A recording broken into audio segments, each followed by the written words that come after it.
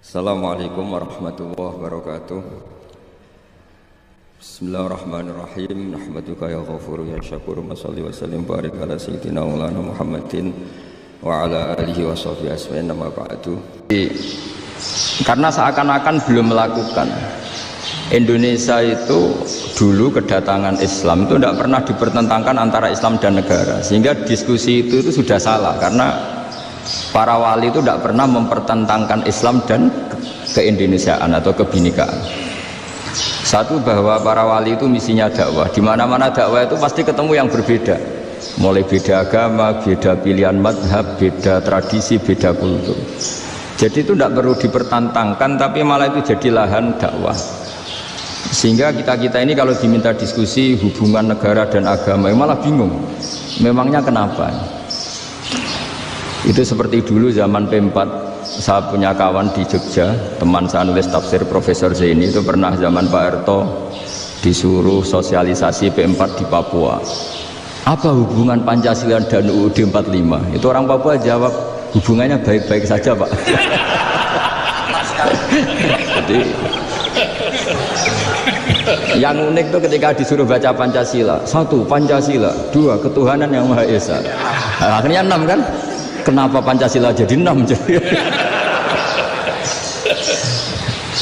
Yang unik itu ketika ditanya, ini saya melihat langsung di TV 7 itu, Indonesiaku ini, ada anak-anak kecil ditanya, bendera ini milik siapa? Bendera merah putih itu. Jawabannya apa? Milik sekolahan Pak aja. Karena memang milik sekolah. Itu yang tanya itu kaget. Milik sekolahan Pak. Nah, tentang tema ini mohon dibaca ini langsung start ya, langsung serius, karena tadi sudah kayak jurkam tadi, ini yang langsung khas ilmuwan. Ini sebagai penghormatan saya pada Yunisma, ini khas keilmuan. Imam Zuhri adalah gurunya Imam Malik. Ya, saya ulang lagi ya, Imam Zuhri adalah gurunya Imam Malik. Halaman 29. Ini langsung start saya baca halaman 29. Ini terutama yang para penggawa-penggawa ini, saya baca ya. Ini teks tidak ada yang saya rubah, memang persis seperti ini. Bismillahirrahmanirrahim. Yaqulu Zuhri, ini gurunya Imam Malik. Fama futiha fil islami fathun qablahu kana a'zama minhu. Innama kanal qitalu haitsul taqon nasu. Falamma kanatil hudnatu wa wadu'atil harbu wa amana nasu ba'duhum ba'da wal taqaw fatafawadu fil hadits wal munaza'ah falam yaklim ahadun fil islami ya'qilu syai'an illa dakhula fihi walaqad dakhalataini kasanaten mithlu man kana fil islam qabla dzalika wa aktsar. Terus ini ngomongnya harus santai, nggak boleh provokatif. Begini, kita tahu dalam perdamaian Hudaybiyah itu poin-poinnya itu semuanya merugikan Islam. Di antaranya adalah jika yang Islam masuk kafir harus dibiarkan, karena berarti masuk ke habitat asli. Karena Nabi sebelum jadi Nabi, komunitas pokok itu kafir, sehingga kalau Islam masuk kafir kembali ke habitat. Tapi kalau Islam masuk kafir, kafir masuk Islam itu harus dikembalikan karena dianggap bid'ah. Maka kalau kamu dituduh bid'ah itu tenang saja dulu, Nabi itu ya dituduh ji'ta bidinin muhdas, kamu datang dengan agama yang baru. Cuma agak diteruskan wa kullu muhdasatin bid'ah wa kullu bid'atin dalalah. Jadi orang-orang kafir dulu kalau ngomentari Nabi ya ji'ta bidinin muhdas, kamu datang dengan agama yang apa? Baru. Nabi nurut. Semua perjanjian yang merugikan Islam itu Nabi nurut. Tapi Nabi hanya minta satu hal, jangan ada perang 10 tahun. Dan orang boleh seminar, boleh diskusi tentang Islam. Ya, ini dengerin betul ini. Jadi saya tidak akan provokatif, ini pakai logika. Nanti bisa dipakai disertasi doktor. Tapi saya minta orang boleh diskusi, boleh seminar tentang Islam.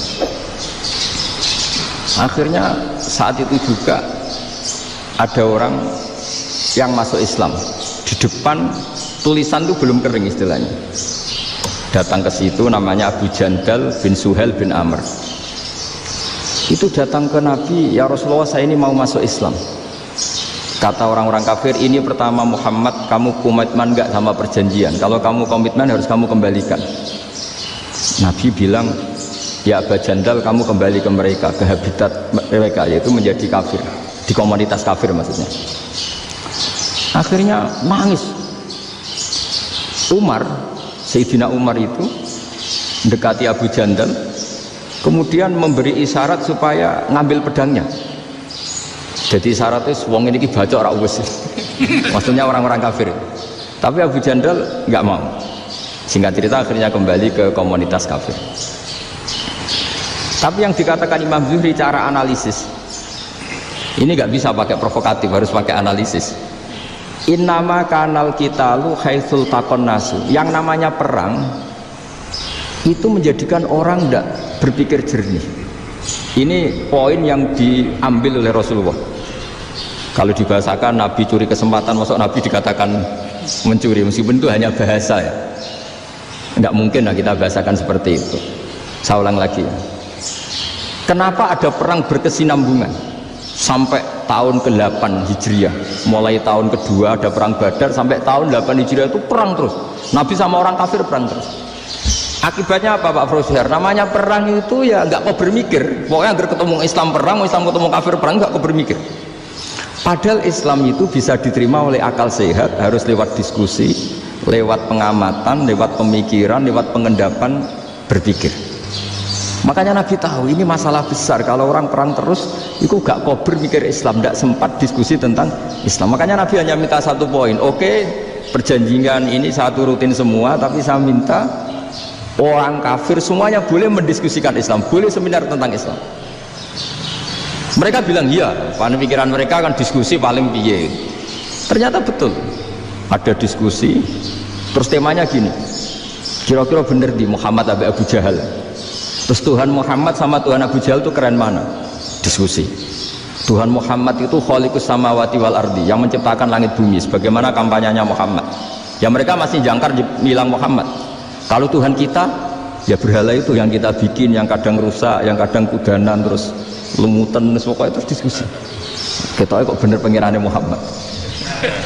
Terus Muhammad Abu Jahal. Mulai dhisik Muhammad itu ratau bodoh nih. Mulai dulu Muhammad itu gak pernah bohong. Abu Jahal, waduh, wis bodoh nih ngongkonan. Wis ribet kan? Dan semua diskusi itu mengarah ke kebenaran Islam. Akhirnya ngomong kafir sing tokoh-tokohnya cara Jawa yuk. Wah semane jebule masalah ini kan. Artinya gini, kalau kita ingin Indonesia damai, sebenarnya yang untung itu Islam. Karena Tuhan yang menciptakan langit dan bumi tentu gak akan diperbandingkan atau akan dikalahkan oleh Tuhan yang lahirnya saja sudah di bumi. Misalnya kita menjual Tuhan Allah, siapa itu yang menciptakan langit bumi, yang ada sebelum langit bumi, bandingkan dengan Tuhan yang lahirnya di bumi, ada tanggal lahirnya, ada aktenya, kan sudah ribet kan. Begitu juga kalau memperbandingkan tokoh, Muhammad itu siapa? Tokoh yang bisa menyatukan pan Arabik, tokoh yang begini-begini, yang sayang istri, sayang keluarga, dibandingkan dengan tokoh Abu Jahal, Abu Lahab yang corong jauh penggaweannya yang ngerugikan orang lain. Akhirnya orang itu mulai tertarik sama Islam. Makanya kata Az-Zuhri pakai bahasa dulu, falam yaklim ahadun bil Islam. Tapi kalau sekarang yang populer itu bahasa yatakallam. Sebenarnya yang benar itu bahasa kalimah yaklimu kalaman, karena masdarnya itu kalam, berarti sulasi nopo mujarrad. Tapi di fi'ilnya itu mujarradnya agak kelaku, jadi di fi'ilnya takallama yatakallamu, tapi untuk masdarnya yang kelaku kalaman. Jadi ini agak unik, agak gak lazim. Sebenarnya kan takallama yatakallamu takalluman, tapi di masdarnya kalam populer, tapi di fi'ilnya tidak populer. Saya teruskan ya, ini penting sekali. Jadi menjual Islam, kalau boleh dibahasakan menjual, itu tetap enak dalam kondisi damai. Karena kalau kita perang, itu bawaannya kalau ketemu ya perang. Kalau ketemu perang, sehingga orang itu rakober diskusi dulu. Saat benernya Islam sampai kafir itu bener di. Karena tidak kober diskusi, tidak sempat diskusi, orang yang milih yang kafir. Karena yang mayoritas yang kuat. Sementara Islam zaman itu lemah. Ya Nabi itu yang diminta hudnah, yang penting kita damai. Terus orang boleh mendiskusikan benar mana kita dan mereka. Ya setelah diskusi ya tadi kan nggak mungkin Allah yang begitu keren hebat pencipta langit bumi dibandingkan berhala yang mengurus dirinya sendiri saja tidak bisa. Walhasil terus orang mulai tertarik sama Islam dan aturannya nggak boleh dilarang diskusi itu. Nah makanya saya pernah ditanya beberapa profesor di Jogja, Gus, suatu saat kalau kampus paling keren di Jogja ini ada Islamic Studies, kemudian pengajarnya dari berbagai agama, ini riskan nggak bagi Islam? Saya jawab, asal yang didiskusikan Islam itu nggak masalah, yang repot itu nak umat Islam. Karena kalau umat Islam yang jadi percontohan, banyak raja yang dolim, banyak pemimpin muslim yang dolim, terus identik dengan Islam itu jadi dolim kan ribet. Ya kalau pas umat Islam, kalau Islam yang kumat kan jadi masalah kan. Nah ini kan terus jadi beda umat Islam sama Islam yang lagi apa? Kumat. Sehingga cerita terus Islam mendapat posisi yang luar biasa. Nah makanya di sini diistilahkan falam makanatid hudnah, ketika ada perdamaian wa amanan nasu ba'dum ba'do, orang merasa aman, itu fatafawadu fil hadis wal munazaah, mereka berdebat. Munazaah itu berdebat, keren mana konsep Muhammad dengan konsep Abu Jahal, keren mana konsep Tuhannya Muhammad dengan Tuhan kita, terus diskusi. Dan mereka akhirnya ikrar, wah yang benar ya Muhammad, di mana-mana Tuhan tuh ya sebelum langit dan bumi, di mana-mana Tuhan yang punya reputasi menciptakan, masa Tuhan reputasinya diciptakan kayak berhala dan sebagainya. Ibadah juga gitu, ibadah wong kafir itu kalau tawaf itu telanjang, ibadah Muhammad santun pakai pakaian, terus akhirnya mereka mulai tertarik Islam. Sehingga saya lihat di beberapa tafsir, saya memang tidak akan ngomong yang tidak serius, ngergani Unisma ben sawangane pemikir serius. Di Quran itu sampai lihat di tafsir Tobari itu ada ayat bal naqdhifu bil haqqi 'alal batil fayadmaghuhu fa idza huwa zahid. Qadhafa itu kalau di kamus tak lihat itu takallama bila dalilin. Qadhafa itu yes, pokoknya sekenanya. Artinya gini, kebenaran Islam atau kebenaran hak itu kamu taruh sekenanya saja itu tetap menang. Apalagi kamu taruh secara teratur, kamu taruh sekenanya saja itu tetap menang. Sehingga di sini banyak sahabat yang hidup di Cina. Sekarang juga banyak orang alim yang milih hidup di Amerika, banyak orang alim yang milih hidup di Inggris. Dan mereka pede, percaya diri karena kebenaran itu kamu letakkan di mana saja itu tetap akan menang, akan menemukan momentum kemenangannya. Misalnya gini, contoh paling gampang. Dulu para peneliti, saya ulang lagi, dulu para peneliti itu ya datang kemana-mana, termasuk Ibnu Battuta, termasuk Ibnu Khaldun, ya semua peneliti itu suka neliti. Setelah diteliti, Quran itu satu-satunya kitab suci yang membicarakan sains, misalnya tentang falak, tentang astronomi, tentang asal-usul kejadian manusia, kejadian makhluk. Juga bicara tentang geografi, geologis, semuanya. Sementara kitab lain hanya cerita tentang mawaid wal hikam wal ibar. Jadi diteliti kayak apa, pada akhirnya ini yang menang. Bal naqdhifu bil haqqi 'alal batil fayadmaghu fa idza huwa zahid. Saya berkali-kali cerita, ada ulama yang ahli matematika. Ketika ditanya kenapa kamu suka ngajar matematika, sampai muridnya itu ragu, ini guruku mlebu swarga ta ora, penggaweane mulang matematika. Tapi para muridnya bermimpi bahwa Imam Amudi itu disuruh ngajar para malaikat. Dan itu pede betul ya. Kata Allah, ini ulama saya yang iman kepada saya setingkat iman kamu. Dari malaikat itu tidak mungkin Gusti, kita menyaksikan langsung engkau, sementara ini di bumi nggak nyaksikan jenengan. Kenapa bisa sepede dan seyakin itu? Akhirnya Imam Amudi disuruh ngajarin matematika. Jadi Anda kalau profesor itu nanti harus sempat ngajari malaikat, itu baru benar-benar profesor. Jadi nanti di akhirat ngajari siapa? Malaikat. Jadi ada seminar yang melibatkan banyak malaikat, narasumbernya itu seorang profesor. Itu ketika kenapa engkau begitu yakin kalau Allah itu Tuhan dan Allah itu Al-Wahidus Shomad. Terus Imam Amudi mulai nulis angka agak beraturan, 2, 3, 4, 5 sampai 1 miliar, 1 triliun, semuanya enggak beraturan. Kata beliau, nisbatusnaini wasalasa ila ma la nihayatalaha iku nisbatul far'i ilal asli. Mbok angka sebanyak apapun, 2 dibanding 1 ya far'ul wahid, 3 dibanding 1 ya far'ul wahid. Semua angka yang enggak terhingga pun dibanding 1 semuanya far'ul wahid. Semua angka sebanyak apapun itu cabang dari angka 1. Fakullu hadil awalim far'un minal wahidis somad, yaitu Allah Subhanahu wa ta'ala. Wakil malaikat tepuk tangan, iya juga. Jadi begitu juga ada ulama itu ahli gambar. Saya dulu ngaji sama Mbah Mun Al-Husunul Hamidiyah, itu kitabnya itu banyak gambarnya. Dan kali gambar yang ngawur betul, mangga ahli gambar. Saya epol, terus sempurna lele. Semua gambar bangunan, gambar sapi, pokoknya gambar. Ternyata dia menemukan Tuhan itu dari gambar. Gambar serapi ini atau seruwet ini sama.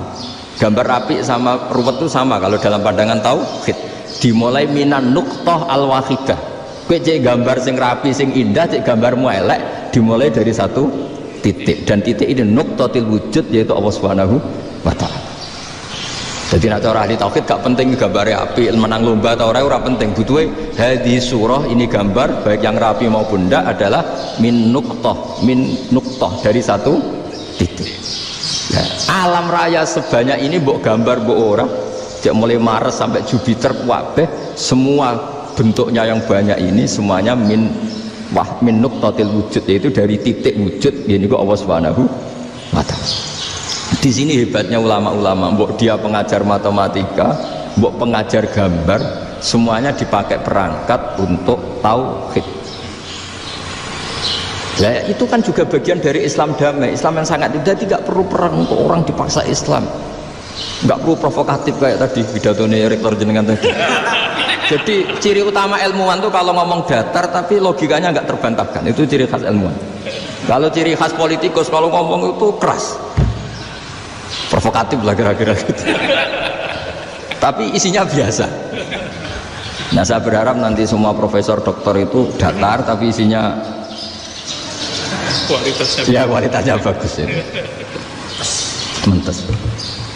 Jadi makanya terus kata ulama, kenapa diistilahkan balnat zifu bil haqqi? Kenapa pakai qadzafa sementara qadzafa maknanya takallama bila dalil? Maksudnya bila dalil di sini itu min ghairi ikhtiyajin ila dalilin. Kebenaran itu memang nggak butuh dalil. Apa kita perlu dalilnya apa? Buktinya apa? Kalau 3 itu cabang dari 1. Wong gendeng yakin yang takut gitu pas orang gendeng. Wong 3 cabang dari 1 kok ditanyakan buktinya apa? Itu min awalil bidah. Pertama orang pasti tahu kalau 3 itu far'ul wahid. 1 juta juga far'ul wahid. 1 miliar juga far'ul. Gambar yang sebanyak apapun ya dimulai dari 1 titik. Cek gambar benar maupun yang tidak. Akhirnya apa? Ulama dulu itu sebegitu rileks nerangkan tauhid. Lalu kenapa asma ini yang ya ini kan khas NU ya, khas pesantren. Sebenarnya saya keberatan pakai istilah khas NU, pakai khas pesantren karena NU itu anaknya pesantren, jangan dibalik pesantren anaknya NU, karena sebelum ada NU itu ada pesantren. Tapi kayaknya Unisma lebih suka pakai bahasa NU dan saya ya agak orderan yang terpaksa disuruh ngomong. Ini agak kacau sebetulnya, agak kacau. Jadi NU itu sama pesantren itu tua pesantren. Jadi NU dilahirkan pesantren, bukan dibalik pesantren dilahirkan NU. Sehingga barokahnya didirikan pesantren ini, kadang nyuwun sewu sekali Mbah Hasyim itu kadang ide besar beliau itu ora dituruti wong NU. Jadi Mbah Hasyim cara kula kok dadi Mbah Hasyim ya mangkel. Mbah Hasyim itu ngarangno kentong. Nggih ngarangno beduk, tapi NU nganggo kentong. Dan uniknya Mbah Hasyim enggak tersinggung. Karena ciri khas pesantren itu membolehkan perbedaan apa? Pendapat. Itu masyhur khilafnya Mbah Hasyim sama Mbah Fakih Mas Kumambang itu sampai dikitabkan. Saling ngeritik, saling macam-macam lah. Jadi cara berpikir Mbah Hasyim ketika Nabi rembukan, ini gimana ya cara menentukan waktu sholat? Ya pakai kentong ya Rasulullah, dzakalin nasara itu untuk orang Nasrani. Ya pakai buk itu trompet, dzakalil Yahud itu untuk orang Yahudi. Terus, ada yang lagi pakai api ya Rasulullah, dzakalil Majusi itu orang Majusi. Setelah itu ada orang datang lari-lari cerita mimpi azan tadi. Ya itu terus dipakai sarana pemanggilan sholat ya adzan itu. Sehingga Mbah Hasyim menolak kentong. Karena mantas sababi komen bahwa beliau keras sekali sampai bilang haram. Beliau judulnya ya haram. Al-Jasus Antakrimin Nakus. Setelah naskah itu sampai ke Mbah Fakih Mas Kumambang di Gresik situ, di daerah Dukun situ. Dulu nggak ada WA ya, jadi sampainya ya lama. Makanya saya sampai sekarang nggak punya WA karena ya saya ulama kan, kalau WA-an terus ya jadi ulama. Nggak jadi ulama main WA-an terus itu. Nah itu termasuk rektor nggak kau bermikir itu mesti kebanyakan WA. Karena kan otaknya didikte oleh sesuatu yang masuk, sesuatu yang dilihat itu kan pasti mendikte kita. Beda kalau yang nggak WA-an kan mikir apa kita yang menentukan. Kalau WA-an kan kita ditentukan. Mau mikir anaknya butuh apa, gara-gara WA informasi Jakarta mikir Jakarta. Padahal secara kewajiban ngapain kamu orang Malang mikir Jakarta? Gara-gara WA mikir Jakarta belum selesai ada berita di Sulawesi, mikir Sulawesi. Habis itu mikir NTT. Makanya semua orang sekarang merasa tokoh nasional gara-gara informasi yang masuk itu nasional. Jadi Mas Yo RT yang mikir gimana Gus Indonesia. Padahal RT sampai lupa kalau dia itu RT. Jadi semua orang sekarang merasa tokoh nasional. Nah, itu gara-gara apa coba? Akhirnya semua orang juga punya ide tentang nasional. Harusnya negara itu gini-gini. Jebule wonge sing duwe ikon itu sapa? RT. Ribet kan?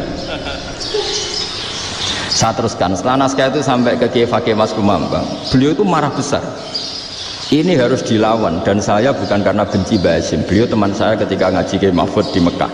Jadi Mbah Fakih dan Kiai Hasyim itu teman ketika ngaji di Mekah. Secara ngelawan tuh lucu, gak ilmiah, tapi gak ilmiah wong alim tetap ilmiah. Di mana-mana serupa itu tidak sama. Ya kalau mungkin zaman Nabi di Medina itu, zaman itu kentong itu identik dengan milik Nasrani. Di Indonesia beda. Pos kampling ya kentong, kebakaran ya kentong, wae sarapan orang di LP ya pakai kentong. Jadi tidak ada jaminan kalau kentongan itu identik dengan Nasrani. Lalu haramnya di mana? Yang di mana-mana tasabuh itu identik. Ini tidak identik. Mulai masalah kan? Mulai masalah. Jadi beliau kayak judul Hazruus. Hazruus itu kepala bergeleng-geleng. Sekarangan kok ngene. Jadi sekarangan kok provokatif gitu. Nah, dan itu Mbah Hasyim ya hormat Mbah Fakih ya hormat Mbah Hasyim. Saya sendiri secara pribadi itu lebih suka pendapat Mbah Hasyim sebetulnya. Karena bagi saya sholat itu sakral, ya sudahlah kalau sakral ya dipanggil dengan sesuatu yang sakral yaitu kalimat thayyibah adzan. Tapi saya tidak akan bilang kalau kentongan itu haram. Karena kalau haram alasannya mirip orang Nasrani. Sementara pos kampling ya pakai kentong, ada banjir ya kentong, ada kebakaran ya kentong. Jadi tidak identik untuk misa atau untuk sholat ala Nasrani. Tapi itu dulu ya rileks saja, dua beliau itu ya saling menghormati padahal saling kritik. Dan dulu ulama yang beda madhab itu ya saling menghormati. Imam Syafi'i itu kalau sholat di kawasan Masjid Abi Hanifah ya tidak kunut. Ketika ditanya kenapa kamu tidak kunut sementara engkau berpendapat kunut itu sunat, ikroman di hadal madhab, saya sangat menghormati madhab. Imam Ahmad bin Hanbal itu berpendapat kalau orang pakai bekam, pakai iftisot atau hijamah itu batal sholatnya. Sementara Imam Syafi'i mengatakan tidak batal apa sholatnya atau wudunya tidak batal. Tapi Imam Ahmad itu ditanya, apa kamu makmum Syafi'i? Bagaimana mungkin saya tidak makmum sama wali kutub seperti Imam Syafi'i? Padahal menurut keyakinan Imam Ahmad ini sholatnya batal. Ini habis ikhtijab udah wudu. Tapi tetap saja beliau karena perbedaan pendapat di furu' itu lazim. Ya orang boleh berdebat. Ketika Unisma datangkan saya, itu saking senengnya kiai, itu saking sombongnya sampai ngatur kiai, kan nggak pernah bisa diperdebatkan. Itu kan orang boleh debat kan? Itu saking angkuhnya apa saking senengnya kan nggak jelas kan? Kan dan orang boleh setuju pendapat saya, yaitu ngatur kiai itu haram. Setuju juga Pak Rektor, ekspresi mahabbah itu ya macam-macam. Dulu sahabat ya gitu, sahabat itu ada yang nggak kenal wajahnya Nabi sama sekali sampai akhir hayatnya. Ketika ditanya, lo kamu itu sahabat kok nggak tahu wajahnya Nabi? saya tidak pernah berani memandang Nabi karena ijlalan lah, terlalu menghormati saya sehingga tidak berani memandang wajahnya. Ada sahabat sing penggaweane delok wajah Nabi sampai bisa nyifati alfiu faminunil hajib, sampai bisa nyifati detail karena delok wajah Nabi itu ibadah. Ada seorang wali ditanya, kalau kamu di surga ingin nggak melihat Allah? Enggak kan? Loh, tapi semua orang ingin melihat Allah. Unazzihu dzalikal jamal an-nadhari misli, ben gak elek-elek Allah tak delok terima aku. Wong ra jelas. Berarti kok delok pengen. Banyak. Jadi justru tapi karena saking takzimnya. Ndaklah musuh aku kok. Makanya saya berkali-kali cerita, menurut kesepakatan ulama, soft awal itu paling baik. Tapi banyak juga wali yang kalau sholat itu di belakang. Koyok paling bener yang gue ngarep. Bayangkan misalnya kamu semangat di soft awal di masjid haram, jebule sholatnya salah. Itu dari malaikat gaya nih gue ngarep, jebule raro. Ini di sini wong, jebule bodoh itu. Gaya nih gue ngarep, jebule. Coba orang kalau sowan Mbah Mun, yang berani di depan itu kan ya ketuanya atau jubirnya kan, yang merasa tidak pati pinter-pinter kan mesti di pojokan. Artinya sudut pandang seperti itu ya sah saja, apa? Sah saja. Makanya banyak sahabat yang jarang sowan Nabi, alasannya takut ganggu Nabi. Banyak yang sering sowan Nabi, alasannya seneng Nabi. Yang sowan ya seneng Nabi, yang nggak sowan alasannya seneng. Loh, Nabi itu tokoh, punya keluarga, punya anak. Kalau saya sering sowan berarti sering ganggu. Yang sering sowan dia alasan ini khazanah kita harus istifadah. Jadi zaman dulu dia biasa, dua sahabat, yang satu milih mahabbah itu milih sering sowan, yang satu juga mahabbah milih tidak sering. Karena pertanyaannya bisa dibalik kan, sering sowan apa sering ganggu coba. Nabi Abedar assalamualaikum, Nabi nimang cucunya assalamualaikum. Ayo bener yang sowan apa bener yang enggak kalau seperti itu. Akhirnya terus diatur sedemikian rupa oleh Quran. Walau annahum sabaru hatta takhruja ilaihim lakana khairal lahum. Jadi sahabat kalau mau sowan Nabi ya nunggu di Sufah. Kalau Nabi keluar berarti milik publik. Sekali masuk ke dalam tidak ada sahabat yang berani sowan. La tadkhulu buyutan nabi illa ayyudzana lakum. Kalau soal sampai masuk dalam harus nunggu dipanggil. Karena sekali Nabi masuk dalam itu milik privat keluarga, milik istrinya, milik cucunya, milik keluarganya. Jadi Nabi sekali keluar ke ruang itu berarti milik publik. Itu terus jalan tengah. Karena kalau langsung masuk, bayangkan saya itu sering menyaksikan Mbah Mun habis ngaji 2,5 jam ngaji Jalalain, baru masuk assalamualaikum. Padahal yai mungkin mau ke kamar mandi, mau ini itu. Jadi dulu itu Quran sangat modern. Sebelum ada dokter ngatur tamu, rektor ngatur tamu itu Islam sudah modern. Dia kan nggak fair kan? Misalnya saya ke Unisma harus janjian pakai ini, terus kalau misalnya kesini selonang-selonang kan lucu kan, mentang-mentang kiai terus juga sowan-sowanan selonang-selonang. Padahal kalau kita mau ke mereka pakai protokol, sering nggak fair dunia ini. Tapi karena aku kiai oleh gelo ya sudah. Akhirnya saya memutuskan nggak gampang kemana-mana karena itu. Saya sering didatangi ajudannya menteri, Gus mau ada tamu dari Jakarta tanggal ini, mesti saya ini. Mereka milih tanggal yang mereka kosong. Kok nggak mikir apa itu kosong? Tak jawab enggak sebelum diatur bahasanya dan tawaduknya gitu. Akhirnya dibalik, datang lagi, Gus jam jenengan kosong apa, kita menyesuaikan. Lah itu lagi di akhlak kata saya. Itu baru punya akhlak kata saya. Bukan masalah ini, bukan masalah gengsi ya. Saya sendiri itu dolan ke alumni itu jarang karena ya takut. Kiai kan yang nganggur, jam 9 nganggur, jam 10 nganggur. Bisa saja alumni itu kerja di pabrik, bisa saja yang latihan ekonomi di pasar. Jika kalau saya datang jam 9, iki kiai sing nilai santri ini, apa kiai sing ganggu santri? Nah karena orang ini melakukan rutin gak kok berpikir, pokoknya ini jenis silaturahim. Mau nyerah kok berpikir, padahal kalau diangen-angen ini kiai yang nilai santri ini, apa kiai yang ganggu santri ini karena datang di jam kerja. Nah, bayangkan kalau kebenaran dulu itu dikawal oleh satu peradaban perang. Jadi Nabi sesuai diangen-angen Nabi. Perang Badar menang Nabi, perang Uhud menang wong kafir, perang ini gonta-ganti. Apapun itu yang penting satu kesimpulannya, cara Rasulullah kesimpulannya satu. Orang tidak kober mikir kebenaran secara mengendapkan pikiran dengan pikiran jernih. Maka hebatnya Nabi ketika perjanjian, pokoknya saya minta nggak ada perang. Dan orang boleh mendiskusikan Islam. Itu luar biasa idenya Nabi. Karena bawaan perang itu wong kan nggak kok bermikir. Ibarat seorang misalnya senang satu perempuan, ketemu rivalnya langsung perang kan gak mikir. Tapi kalau kau bermikir, dia ngenangen cawe itu iku ra seneng aku. Untungnya apa untuk wong ayu ra seneng, malah mau loro hati. Terus sudahlah, buruan dialihkan kemana kan gitu. Itu nak mau amen WA nan tukaran lewat SMS atau tarung langsung ora kau bermikir. Tapi kalau kau bermikir, akhirnya berpikir deh.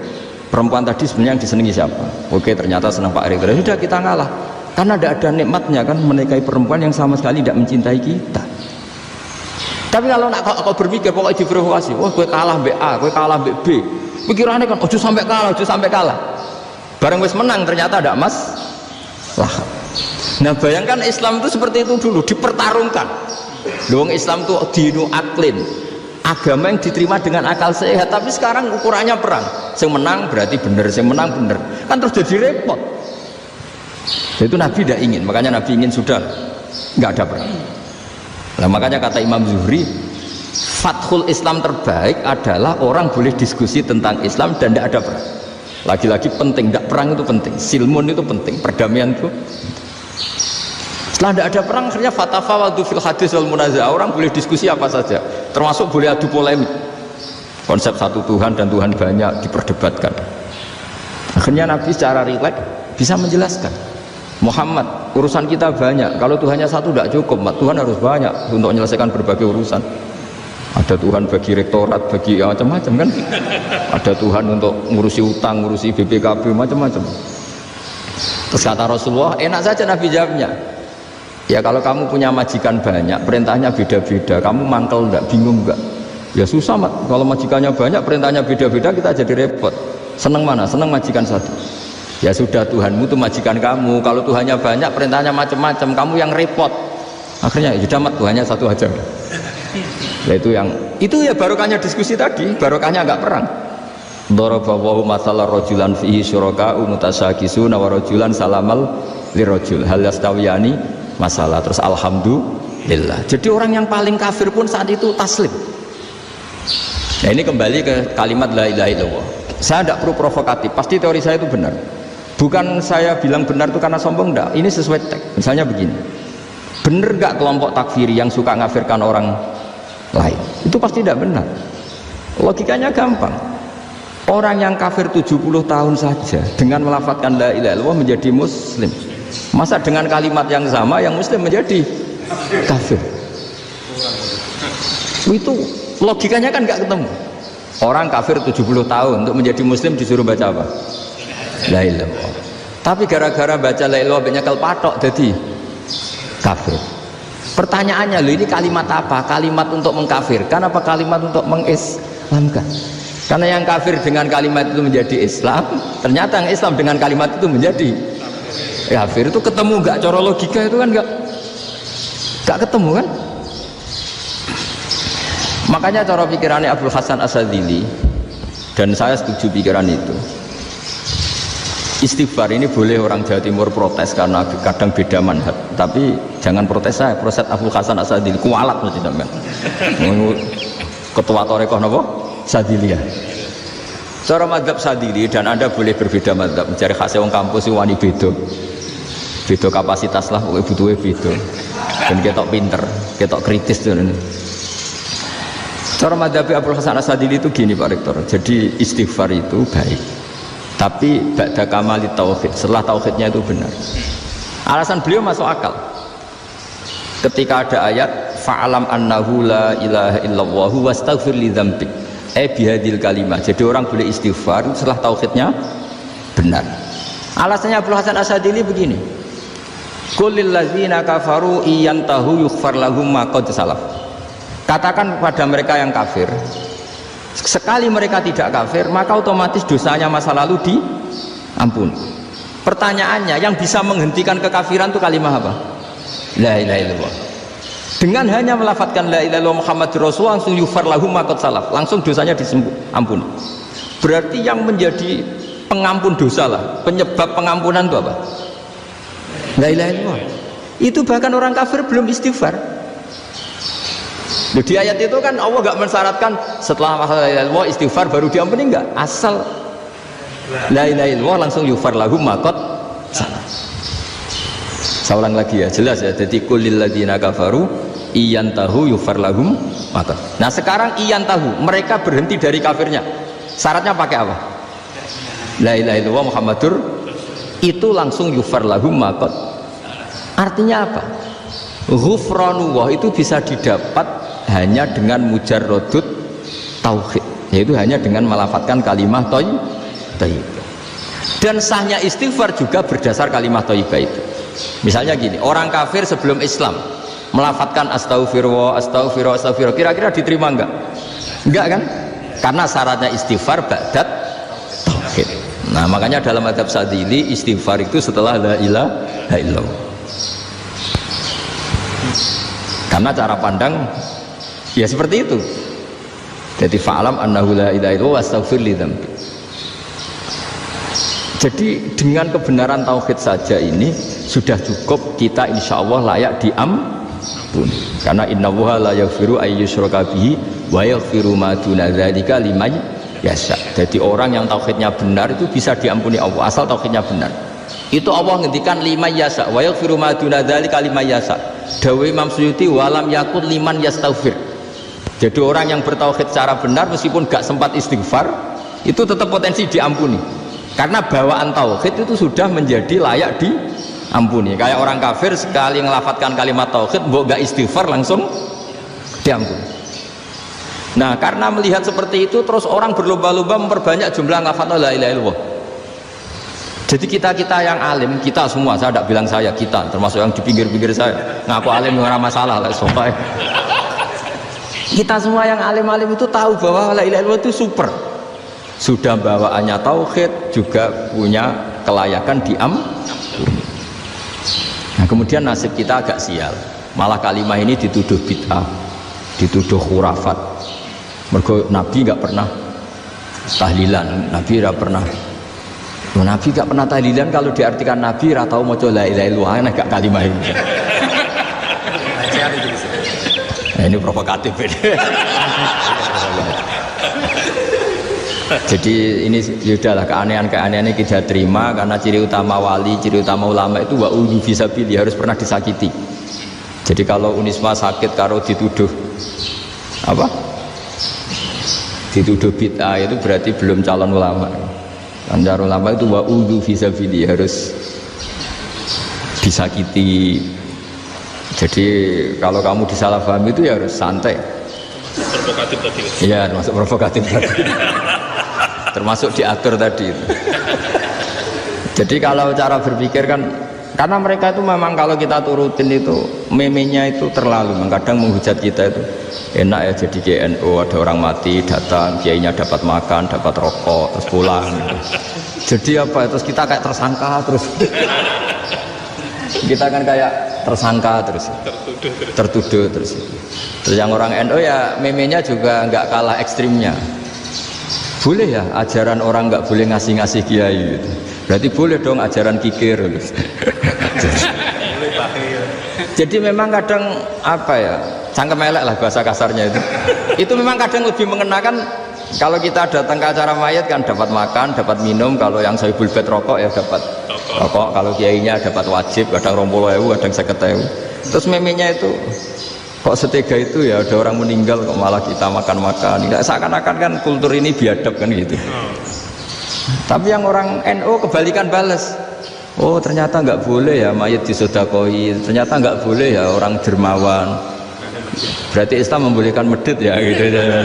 Ya modus ini kan. Tak angen-angen itu luwih mandi timbang takbir ya kan. Karena ini kan memicu emosi kan. Memicu apa? Emosi.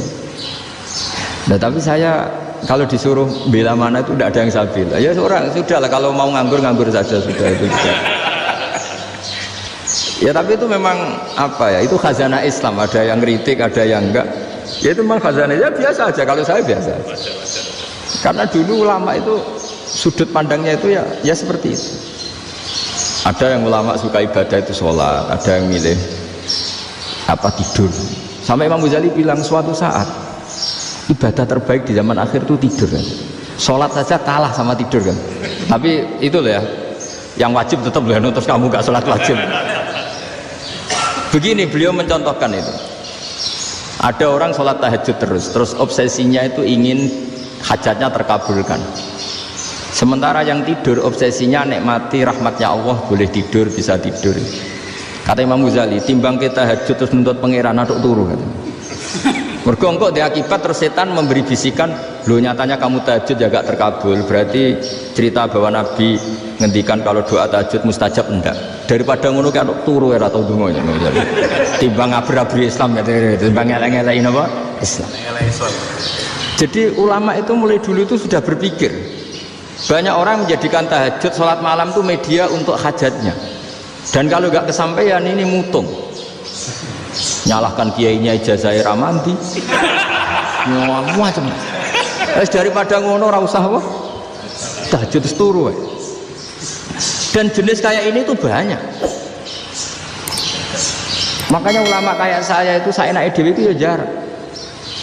Saya sering didolani muhibbin terus bilang Gus saya doakan gini-gini saya mau nyalon bupati atau saya gini, saya bilang gak waduh orang dungu, nak ramandi darani ulama dongane ramandi.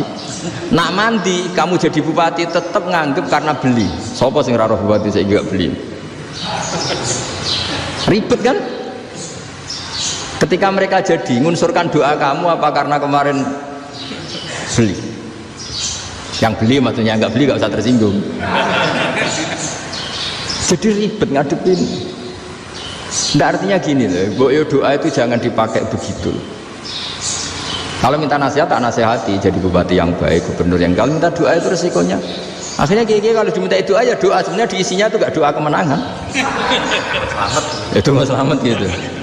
Karena ribet. Makanya Islam itu doa itu setelah iman. Aturan iman benar baru doa. Aturan iman benar termasuk Allah itu yaf'alu ma yasha, boleh melakukan yang dikehendaki. Allah nggak boleh terdikte oleh doa kita, nggak boleh. Ya saya ulang lagi ya, madzhab Hasan Asyadzili ini khas kita. Jadi la ilaha illallah itu didahulukan sebelum istighfar. Tapi kebalikannya madzhab Imam Sanusi itu dibalik. La ilaha illallah itu kalimat yang sakral. Karena yang sakral dibutuhkan muqaddimah, yaitu yang melafadzkan harus yang sudah bersih, yang sudah steril baru melafadzkan la ilaha illallah. Maka dalam madzhab Sanusiyah istighfar dulu baru la ilaha illallah. Nah, dalam madzhab Abul Hasan Asyadzili kebalikan, istighfar itu sah setelah sahnya tauhid. Kamu ikut mana tuh? Asyadzili apa Sanusiyah? Alhamdulillah sama-sama tidak paham ya sudah. Akhirnya tidak, ya nggak kemana-mana kan. Jadi apa ya? Terus ini saya teruskan ini biar khas pesantren atau khas NU lah. Kalau bahasa Pak Rektor khas NU. Ini Ben sampean tahu beberapa perbedaan itu lazim halaman 24. Ya halaman 24 sama 25 tak baca ini masih orisinil. An Sufyan bin Uyainah ini juga gurunya Imam Syafi'i. Kata Sufyan bin Uyainah, beliau cerita kana Isa wa Yahya alaihi salam ya'tiyanil qaryah fayas'alu Isa an syirari ahliha wa yas'alu Yahya an khiyari ahliha. Jadi Nabi Isa dan Nabi Yahya itu satu generasi, sama-sama masih muda. Kalau di satu kampung yang Nabi Yahya tanya, ini keluarga terbaik siapa? Saya mau nginap di situ karena kumpul orang baik itu nyaman. Kalau Nabi Isa kebalikan, keluarga terburuk mana ya? Saya tak di situ. Nah terus akhirnya faqala lahu Yahya lima tanzilu ala syirarin nas. Kenapa kalau kamu bermalam kok malah kumpul orang-orang yang nakal? Innama ana tabibun udawil mardo. Saya ini nabi barat dokter. Di mana-mana dokter yang ngumpuli yang sakit, ngobati yang sakit. Makanya di NU itu ya banyak Kiai Jazab mengumpuli yang nakal-nakal. Nak tepak yang ngentas yang nakal, nak ra tepak ya katut. Ini adu nyali lah sudah gitu. Tapi itu ada ilmunya, yaitu niru Nabi siapa? Isa. Kalau kamu dokter penelitian itu cari daerah yang banyak pandemi apa yang bersih? Yang banyak pandemi, karena yang namanya penelitian ya di situ kan. Kalau kamu dakwah ngentas kemiskinan, ke daerah miskin apa daerah kaya? Nah sama, kalau ngentas kefasikan ke daerah fasik apa daerah orang soleh? Fasik. Ya, tapi itu Nabi Isa. Nah kalau kamu tidak Nabi kan potensinya kan ngantut. Tapi setidaknya bahwa kita sering disalahkan karena punya beberapa tokoh yang ngancani fasik-fasik. Itu sebenarnya ada dalilnya, yaitu Nabi siapa? Isa. Nah terus masalah tegas dan lunak. Ketika ada mahasiswa misalnya pacaran, boncengan lanang dan perempuan, itu pilihan kita apa? Kalau tegas terus gak mau mendengar kita, misalnya gini contoh gampang, tak beri contoh Pak D, jangan orang tua, nanti secara fikih itu beda. Nah ini kan kita orang pesantren, biasa ngaji fikih detail. Kamu Pak D seorang perempuan, mahasiswi misalnya, sering pacaran, setiap ke situ sama pacarnya kamu diam saja, padahal kamu dosen keislaman. Mesti pawanaan kamu nyimpulkan ternyata pacaran itu tidak apa-apa, buktinya Pak D itu tidak negur, menengah. Ini berarti asukut alal mungkar. Tapi kebalikannya, Pak D ini terkenal keras, nak rono mesti raja aku ponaan, akhirnya yura rono mesti ngerti nak mesti diamu. Nah dua orang ini sama-sama gagal kan. Yang lunak menjadikan ponakannya pacaran terus karena enggak negur sehingga dikira membolehkan. Sing keras juga enggak sempat bina wong rono era wani. Akhirnya dua orang ini sama-sama enggak ketemu, sama-sama enggak berkesempatan membina kan? Gagal membina kan? Karena yang keras ponakannya enggak pernah situ berarti enggak bisa bina kan? Yang lunak membiarkan berarti juga ada bina. Nah Islam itu antara dua itu. Ya agak terlalu lunak, enggak terlalu keras. Karena kalau terlalu keras, misalnya ada kiai terlalu keras, lu masyarakat mau tanya itu gimana? Lari kan? Lu saya ini punya pengalaman pribadi. Saya ini kan kecelok orang alim. Itu kalau pernah ya saya itu berusaha ya pokoknya ya seumumnya orang alim lah. Tenang, terus anteng, enggak gejlok-gejlokan. Itu enggak ada yang tanya. Saya mimpi ketemu beberapa ulama itu disalahkan. Terus umat saya kalau mau tanya itu ke siapa? Wong alim wis wibawa, meneng tambah banget wibawa. Kepala Quran, sering gojlok rektor macam-macam. Terus wong wanita kok, saya biasa ke pasar pandangan dicegot orang. Gus, putri saya itu sering keluar darah tapi melebihi batas haid gini-gini. Kalau badhe sowan jenengan, gak usah sowan ngene mbek ngadeg-ngadegan. Terus tanya, yang haid berapa hari, Gus? Ya supaya rudat ilal adat sebelum dia punya penyakit istighadah itu berapa? 6 hari ya sudah, kembali 6 hari lainnya mustahadah, tetap sholat, tetap normal. Tapi kalau saya wibawa, mau pasar gue tasbih dulu. Iku mesti wong salaman ya lu donga yakin. Tapi baru kayak rada uraan ketemu wong-wong, dol pening ndi? Mak pening ndi? Gus beneran Gus ketemu jenengan kula wingi badhe tuwa kok. Akhirnya tanya. Dadi uraanku iku amdan. Lho nek sampean asli. Asli uraan.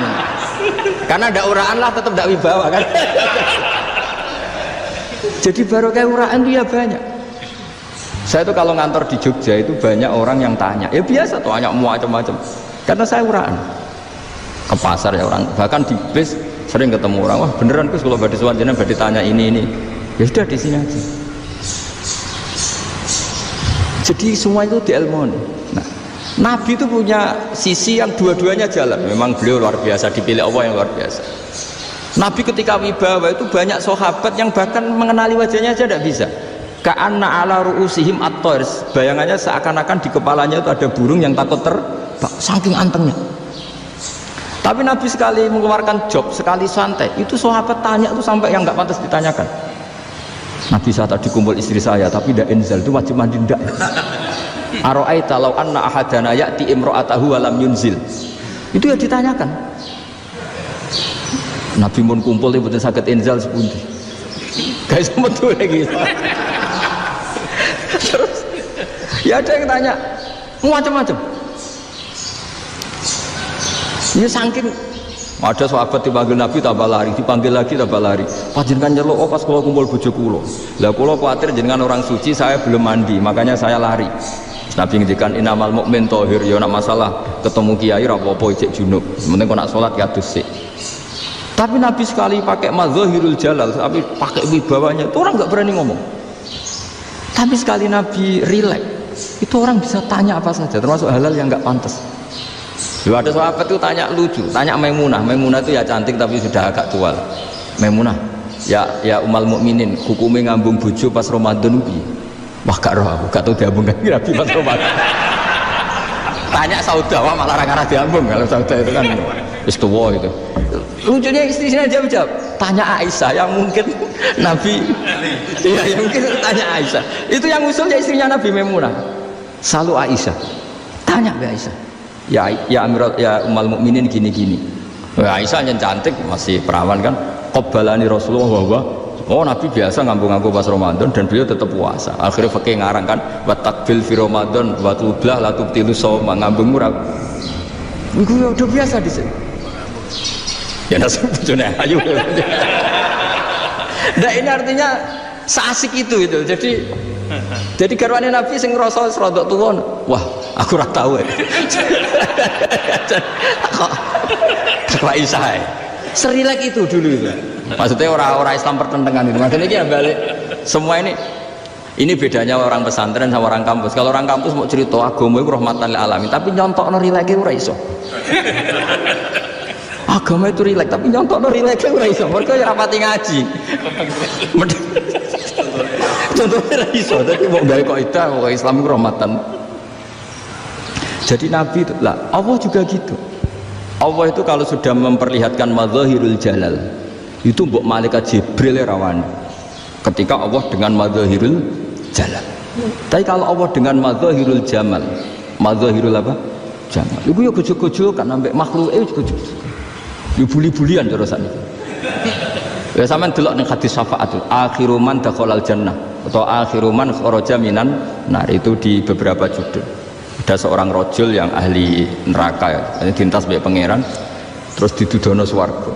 Gusti swarga sengiler tok wong wayu roh wis ngiler tok ngerjaluk Gusti mosok roh tok ora oleh mlebu jarimu asal mlebu metu kon neraka ora jaluk-jaluk meneh sumpah lho ya gak jaluk apa-apa meneh mboten Gusti sekali saya keluar dari neraka ndak akan minta apa-apa lagi wis wallahi wis wallahi la as'alu ghairaha mesti ghaira khoslah ghaira tilkal khoslah ya niku selain keluar dari neraka saya ndak akan minta lagi didono swarga wong do kelon seru ribet kan sing bojone elek kan dendam dadi ning swarga iki swarga wis macam-macam Gusti mosok roh tok ora oleh mlebu jarene rejeki ra njaluk meneh akhire ya wis didelokno neraka jadi pangeran jawabe gampang didelokno neraka roh neraka begitu menyakitkan begitu ngeri sudah Gusti saya ndak minta surga sementing enggak masuk neraka Rabbana srif anna adzab jahannam setelah lama itu diadupno swarga njuk mlebu swarga terus diadupno neraka akhirnya ya sudah saiki mlebu swarga gak apa-apa iku jawabe lucu atas taziu jenengan ngenyek kula engkarwan ahli swarga kok mlebu swarga terus akhirnya mlebu swarga kan mlebu swarga tamanna sangen-angen sembo jaluk apa orang ngangen-angen yang indah-indah laka wa asratu amsalih iku tak turuti wa asratu amsalih lan lipatan ke-10 jawab wong lanang iki lucu atas taziu bi wa anta rabbul alamin jenengan pangeran kok ngenyekan maksudnya wis karwan aku ora pantun terus dari pangeran la astazi'u bika walakinni ala ma asya'u qadir aku gak ngenyek kowe pancen aku pangeran nuruti kowe iku iso jadi Allah sendiri ketika dengan madzahirul jamal itu malaikat ya ana sing wani bantah masyhur itu kan malaikat sing bantah pangeran atas alufiya mayusidu fiya wasfikut karena Allah dengan madzahirul jamal yang paling masyhur Nabi Musa itu ketika Nabi Mi'raj itu beliau kira-kira di langit keempat lah yang masyhur atau kelima melangkahi Nabi Musa menangis ya Rabbi ini apa-apaan orang sing ja'a ba'di kemudian melangkahi makom saya ini apa-apaan jadi Nabi Muhammad kan apapun hebatnya kan junior kok melangkahi makom saya ini apa-apaan nggak fair sampai Nabi Muhammad itu tanya gini sama Jibril reaksi Allah gimana ketika melihat Musa seperti itu jawab malaikat Jibril itu lucu ya rohidatahu Allah sapal gayanya Musa biar jadi lucu ya dibiarin aja sama Allah tapi yang jenenge Nabi Musa itu kekasihnya Allah tetap berkah bagi kita betul ketika setelah Mi'raj diwajibkan sholat 50 gentenan Nabi Musa kelihatan nabinya sebenarnya Nabi Musa itu sebetulnya loh gak nguntungkan kita sebetulnya tapi yang nguntungkan sebenarnya tidak niat nguntungkan kita tapi nguntungkan Nabi Ibrahim kan di langit ke-6 keren konti dong ketemu Allah ngeten-ngeten kan sholat seket karena Nabi Ibrahim ternyata terkenal Nabi baik ada bantah bareng Nabi Musa kenapa celok pangeran aku akan sholat ping seket Inna ummataka la tutiku dzalik. Wah, gak kuat umat. Serai-rai ke umatmu ora ngarah kuat 50 tahun. Tapi sebenarnya Nabi Musa itu niatnya bukan membela kita. Fa inna ummati la umatku sing gagah-gagah ra iso meneh umat. Berarti sebetulnya ya itu masih pakai gengsinya gitu. Wes ngono-ngono lah sementing kita untung.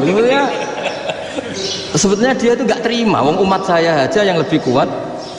Gak kuat apalagi umatmu. Dan terus sebutin irji ila rabbika fas'alhu takhfif. Itu berarti Allah dengan madzahirul jamal. Sudahlah, datang ke Allah minta keringanan. Allah itu baik. Minta, mbak Allah itu ringanan mau 5 tok, jadi cek 45. Balik ke Nabi Musa, piro 45, cek ra kuat umat. Wong umat kowe ra kuat, jadi sebenarnya dia bilang umat kowe ra kuat. Lho cara Nabi Muhammad model wong Malang, yo beda umatku mbek umatmu. Ribet kan? Beda. Lho Nabi Muhammad kan enggak seperti itu kan? Enggak punya akhlak Malang kan? Akhlak. Maksudnya akhlaknya mujur itu, udah akhlak yang baik gitu. Ya akhlak yang mujur, bukan yang Malang gitu. Jadi Nabi ya manut. Tinggal 40 kan, dikurangi lagi 35 sampai 9 kali kan, masyhur itu. Ya kan kalau dikurangi 55 kan berarti turun naik kan 9 kali. Itu setelah 5 itu Nabi Musa aja usul masih ragu. Itu cara Nabi munggah nentek. Nentek. Terus iya doa tuntas betul. Sebebas. Terus munggah ado-ado laopo. Ngapain itu? Akhirnya Nabi Muhammad sudah sampun ya kalimah Allah, saya ini malu sama Allah Musa. Sudah 9 kali dan diturutin terus. Jadi Allah kalau dengan madzahirul jamal itu Nabi Musa biasa nego sama Allah. Tapi ketika Allah dengan madzahirul jalal itu Nabi Musa enggak berani. Yaitu di hadis syafa'ah. Hadis syafa'ah ketika manusia datang ke Nabi Adam, ya tuna Adam. Ya Adam anta abul basar ngene isfa'li ana inda rabbik. Kamu saya minta mensafaati kita. Nabi Musa, Nabi Adam ya inna rabbi qad ghadibal yawma ghadaban lam yaghdab qablahu mislah wa la yaghdab ba'dahu mislah. Ini Allah sedang murka besar dan tidak akan murka seperti ini lagi. Sudah saya tidak berani, nafsi. Nabi Ibrahim enggak, termasuk Nabi Musa ketika di itu ya enggak berani. Karena Allah dengan madzahirul jalal. Itu Nabi Musa enggak berani. Sudah saya sendiri itu pernah salah, yaitu saya membunuh seseorang yang enggak disuruh oleh Allah membunuh itu, yang pas jotosi orang Kipti. Akhirnya datang ke Nabi Muhammad, pas ke Nabi Muhammad Allah dengan madzahirul jamal. Apa dengan madzahirul jamal sampai Kanjeng Nabi ngendikan analah saya akan memintakan syafaat kalian. Terus fa ahmadu rabbi bima hamida allamaniha rabbi. Saya muji Allah dengan pujian-pujian yang orang lain tidak tahu, hanya saya yang diajari, kata Rasulullah. Ya di sini menurut banyak ulama termasuk kitab yang saya baca, kenapa Muhammad sebagian namanya Ahmadu. Itu dari af'al tafdil fa Muhammadun ahmadu min ghairihi. Muhammad Rasulullah itu kalau muji Allah di atas cara mujinya nabi yang lain. Jadi Ahmadu bukan dari fi'il mudhari' lil mutakallim tapi dari af'al apa? Tafdil. Fa Muhammadun ahmadu min ghairihi. Bahwa Kanjeng Nabi Muhammad sallallahu alaihi wasallam itu cara mujinya sul haqqan apa?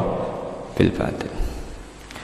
Jadi cara wong fikih nak nyontokno niku kowe nyekel wong wedok ora mahram, wong iku katokan cekak, ora mahram, ora bojo. Hukumnya apa?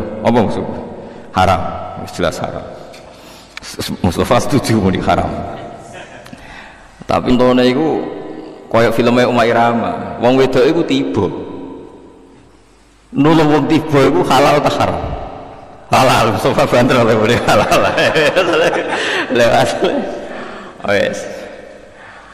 Tapi ana sing mujma' alaih halal yaiku nak tiba rambut tulung ku mati. Salah be kecemplung jurang. Tapi nak misalnya rambut tulung ya ora apa-apa, ngadeg dhewe kira-kira iso. Lah iku ora sida halal, mergo ya ora apa-apa tenan. Kowe nulung mergo semangat.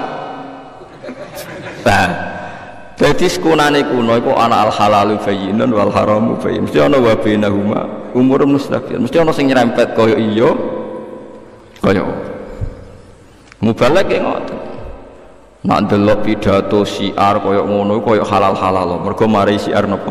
Islam. Tapi nak delok panitia door to door ngrumah ditariki, wong melarat ditarik, wong sugih ditarik, sing ngekek yo ono sing gremeng, yo ono sing ikhlas macam-macam. Terus dikumpulno nggo nyangoni kiai ini. Sing ngono kok aja jerok-jerokno, tapi kowe kudu eling. Nah asal usule ngono iku. Wis ngono zaman akhir, wae anggere. Tapi nak delok syiar ya apik. Lah kiai zuhud ki sami. Nak delok adoko syubhat adoko haram apik. Tapi nak delok klunak-klunuk enggak memperbarui Islam terus akhirnya Islam gak napa? Syiar gak maju-maju ya melok dosa. Mari Islam betul napa?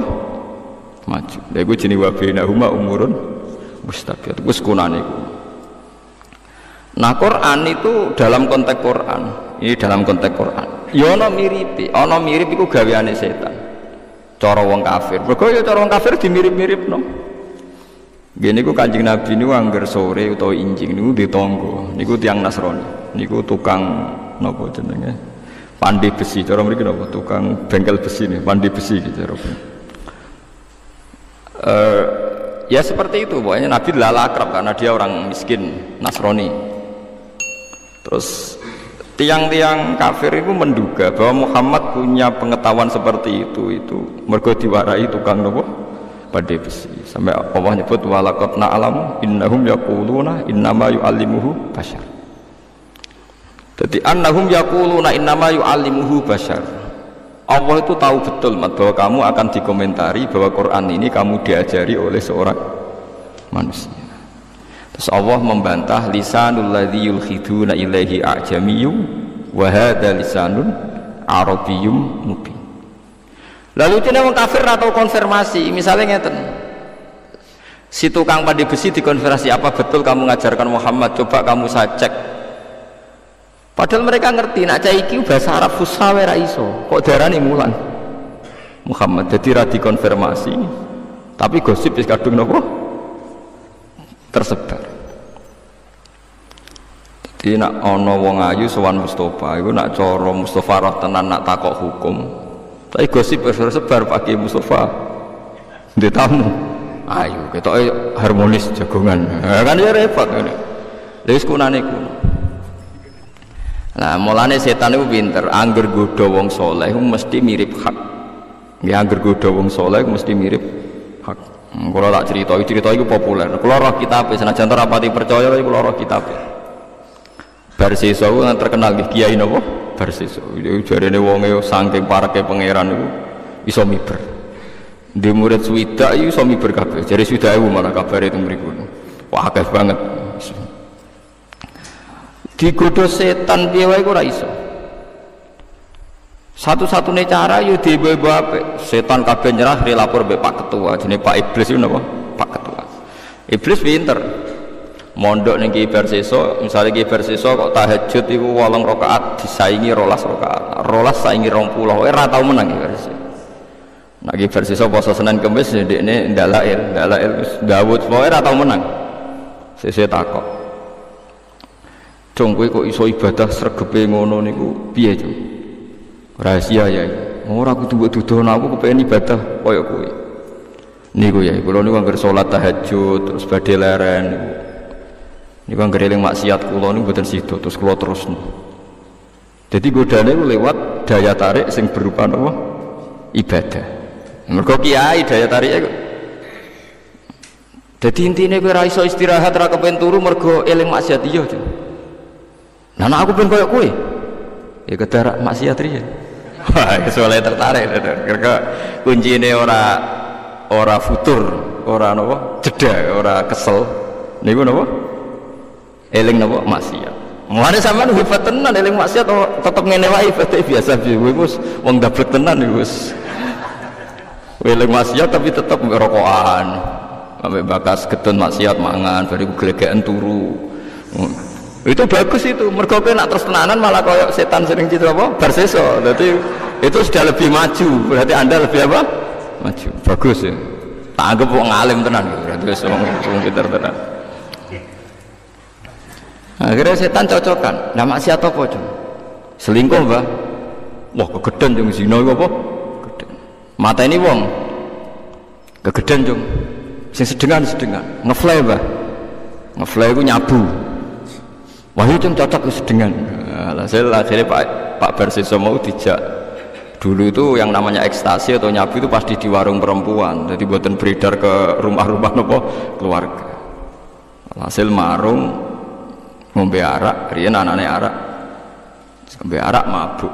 Bareng mabuk merkosa bakule wedok. Bojone lanang teko ngamuk dipateni. Berarti sempurna kan? Sing pertama muni dosa gede mateni dihindari, saiki ya mateni. Dosa gede zina yang paling dihindari akhirnya wis napa? Zina. Gara-gara asal usule minum napa? Minum arak atau minum sesuatu sing napa? Memabukkan. Makanya ulama itu kalau bikin urutan dosa besar kan syirik, mateni wong, zina, mabuk. Tapi ono ulama sing gak trimo dihitung mabuk, perkara nek wis mabuk wis dok inti. Lah setan pinter, intinya talbis, menggodanya adalah lewat sesuatu sing cara zahir bener, rupa-rupane daya tariknya napa? Ibadah. Mulane kok sampean wis bener, meskipun sering maksiat wis ibadah biasa. Engko nak berlebihan sering tahajud untuk wangsit malah jadi penggantinya Nabi sinten Isa, malah repot. Mulane sanut aku lah, mulane kita kandhani ngandel aku. Wis ibadah ku biasa, sing wajib-wajib tok, sunat ya nak pas happy, sunat nak ora timbang gremeng ya ora, wis penting biasa. Ada cerita lagi, kalau ini kitabnya benar, kalau tadi itu mukhtalaf alaih, cerita seperti tadi itu mukhtalaf, tapi ada kitabnya, saya pernah baca. Kalau ini benar, ada ulama atau kiai yang nggak pernah maksiat. Iku setan juga dene pinter, ya kok wong wedok tiba. Walhasil ana anake raja iku wayu dlalah lara nemen. Terus rajane dibisiki setan sing iso nambani iku fulan ini, seorang ahli ibadah sing nemen oleh ibadah. Bareng diparani Pak Yai ini harus berobat di jenengan. Kiai ini pertama mikir, waduh kok ayu. Tapi kok loro. Nolak iku nolak wong loro, nrimo wong ayu. Cara Mustafa jenggot kan ditampa karuan. Paham ya? Kan aman. Soalnya jenggot memati kan aman. Enggak aman tuh. Misalnya wong penyakit saiki homoseksual ganteng ya ora, nom ora, ayu ora, kan wis aman. Ngrumat Mustafa ini aman. Tapi rawan keselen gitu, gak jelas prospeknya. Walhasil akhirnya ditampa. Atas nama cara hukum syariat piye wae pasien, piye wae wong loro. Paham ya? Bareng diobati ya supaya mulai tertarik, akhirnya zina. Bareng zina wedi konangan dipendem, bareng dipendem sesuai dadi gosip Pak Yai iki mateni tiyang sing dadi pasien. Lagi-lagi setan selalu memanfaatkan sesuatu sing sawangane bener. Nulung wong wedok sawangane loro. Iblis oge ibu-ibu napa? Ibadah. Iku paling angel ning gone bab godaane setan. Tapi kowe tak jamin kowe iku mate Kanjeng Nabi Muhammad sallallahu alaihi wasallam gak bakal menangi setan sing secerdas ini, tak jamin. Setan ning umat Nabi iku geblek kabeh, mun nang ngandel kula geblek kabeh. Wes gobloke ra karuan setan. Kula nate ngaji teng kajen tak terangno, setan saiki wis gobloke tenanan. Muga-muga kula ngomongi ra didengar napa setan. Lha setan zaman akhir ora goblok piye? Misalnya kiai ning desa bidukan mriki, kiai mbek kiai ning desa dia didu. Rebutan masjid kiai ku didu tukaran. Sangka kiai papat terakumulasi sak desa. Tak ulang lagi. Dari kiai 4 terakumulasi sak desa tukaran. Setan bangga iso ngedu kiai. Jebule kiai ini iku terus minggat tok Gunung Kidul gawe pondok. Sing sitok minggat meneh ning daerah pedalaman yo gawe pondok gawe masjid. Akhirnya mestinya Islam hanya tersentralisasi neng beduan, gara-gara didu tukaran malah nyebar tok dindi. Jadi setan Indonesia aku goblok.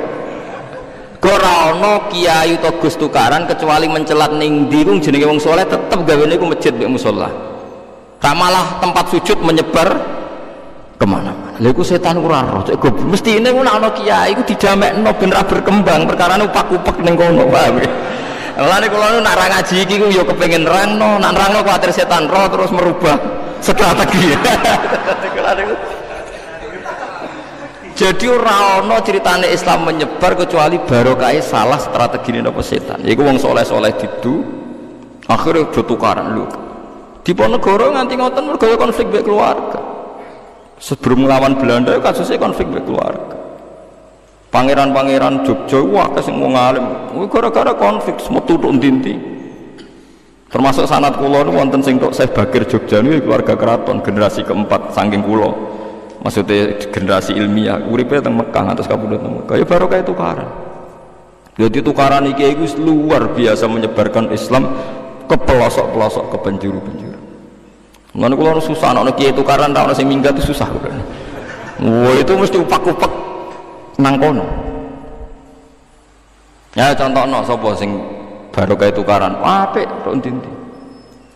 Wong didu mbek mertuane barokah tukaran mantune minggat kok mandiri dadi apik. Dadi setan banyak yang gagal ning zaman napa?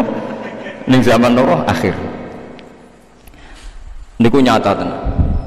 Desa ndi-ndi niku angger konflik ya ini pindah desa ya tetep gawe masjid utawa gawe musala utawa gawe pondok. Mergo setan tau dinyak pangeran. Wis ngene tan, kowe tak usir ke swarga, kowe njaluk apa tak turuti. Saya hanya minta satu hal. Gini ku la uhuyannahum nabu ajmain, semua anak Adam mau saya sesatkan.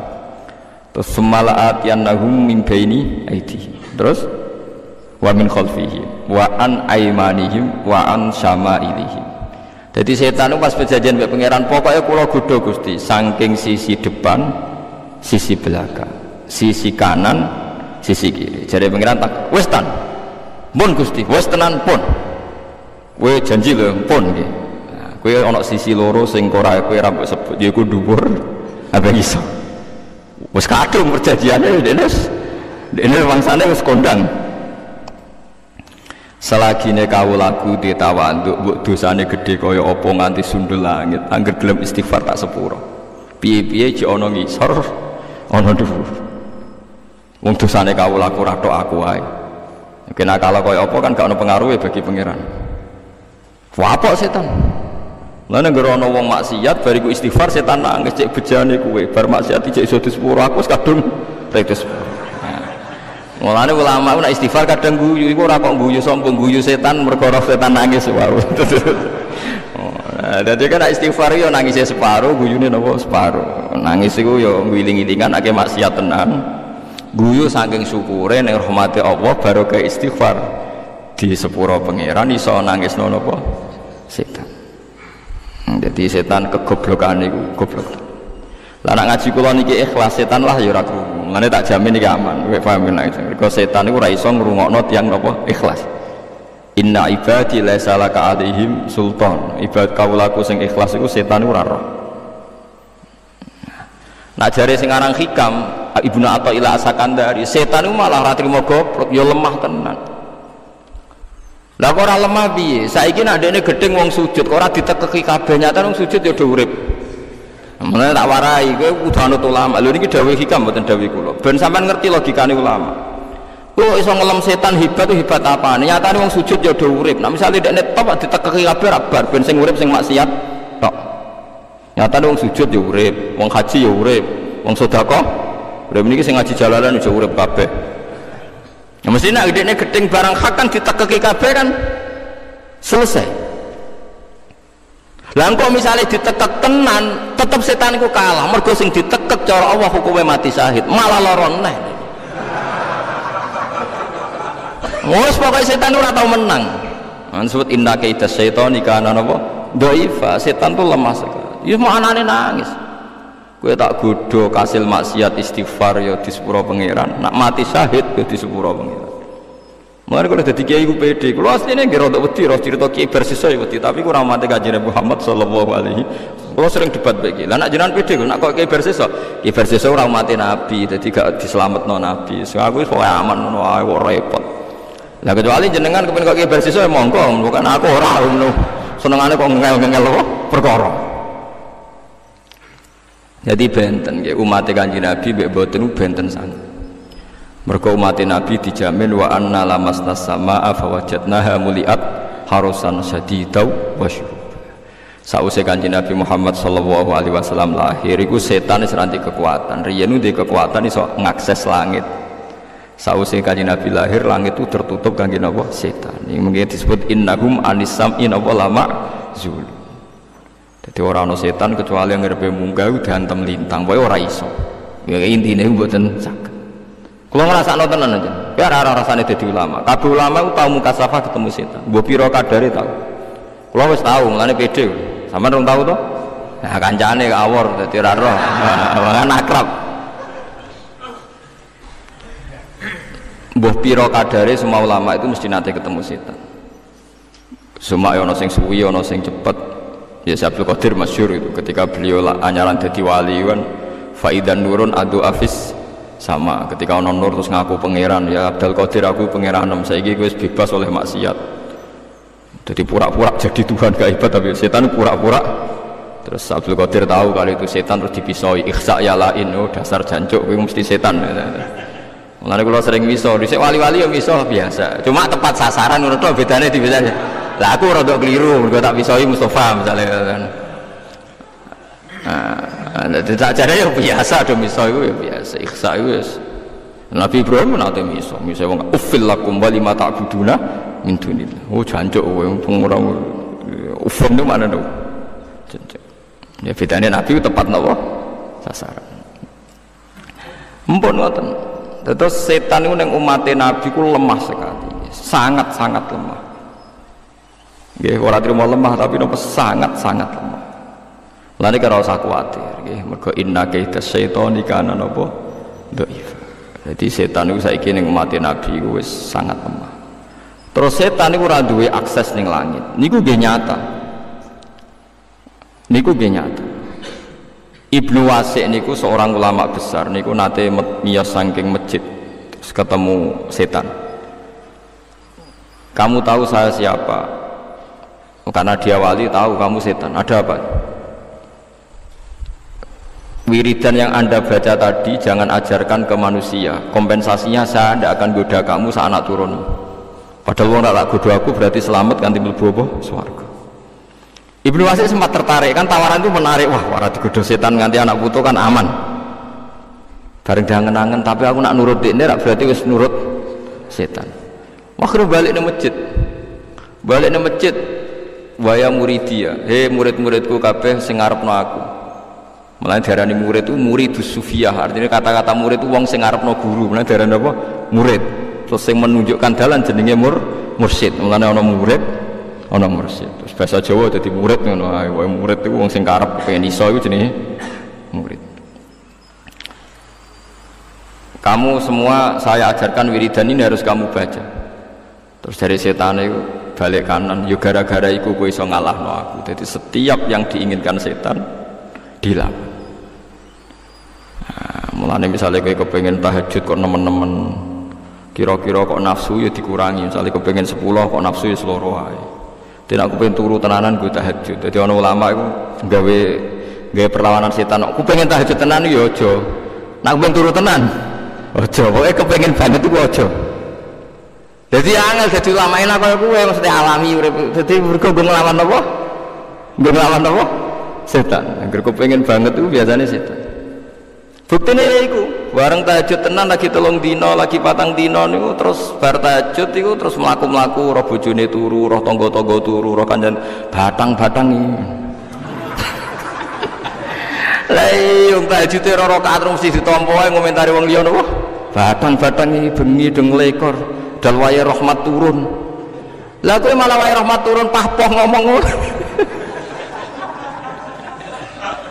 Mulane kula tapi sampean jo niru kula lu jarang tahajud perkara wedi saudarane sampean batang dadi ngangel ngedepi setan ke wong ora ana ibadah sing ora mari ujug anggere ibadah ya marai ujug kowe ora ibadah ya setan wong ora tau ibadah marai asal kowe lomo 2 minggu wae dermawan 2 minggu wae fakir miskin 2 minggu ora usah seminggu rondo ning pojok desa mbok kei rondo tuwa lho Mas rondo ora mau tafsiri asal rondo niku khawarit nek terang detail khawarit kudu nerangno ndekne kudu detail ana fakir miskin mbok kei 10.000 ana sing 20.000 100.000 seminggu wae bariku ra wong sugih nggo mobil ana wong sugih buka tokone terus pulau sugih ra peduli fakir miskin dan lagi seminggu lho. Seminggu yang lalu ya sama seperti mereka gak peduli fakir miskin. Mulane LSM paling semering kritik, mergo anggere bareng ngamal mesti eling deh. Lah iku menungso. Ngamal seminggu giye-gere makan kurban berminggu. Berminggu. Ya makanya uang kudu stabil. Nak kepengin sedekah wis dilakoni sak kadare, kepengin salat ya sak kadare. Ya cuma nak pas salat fardhu wae sing karuan fardhu ain cocok ra cocok hadirno Allah Subhanahu wa taala. Iku wae eling tenan. Assalamu alayka ayyuhan nabiyyu wa rahmatullahi wa barakatuh. Kowe eling tenan nak salam kanggo Kanjeng Nabi. Kaya-kaya Kanjeng Nabi hadir di depan Anda. Mulane nganggo kaf khitab. Assalamu alayka.